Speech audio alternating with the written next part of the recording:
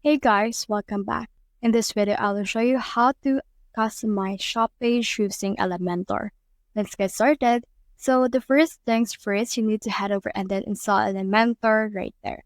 Once you have installed Elementor to your actual page, just head over right here to your pages, scroll down until you can see your shop page. So I have a lot of items right here, so I just need to look for my shop page in this. So just scroll down and here's my shop page right here. So what we can do is we can head over and then just try to edit it. So let's head over and click on this edit option right here. And then this will direct us to the edit page or blog editor of WordPress.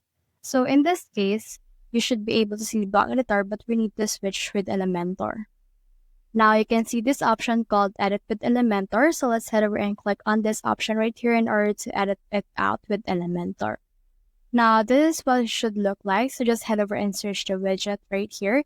And then just add things like, for example, product, add your products, product categories, product title if you want as well, product images, product price if you want. But take note that you can see this padlock icon, and that means that it's only available for the Elementor Pro that they actually offer. So you need to head over and purchase it if you want. However, you can still use a lot of their layouts. For example, the container, the basic layouts right here are basic widgets from in there. So just head over and add each widgets to your shop page. And then from in there, just click on this update option in order to update all of it.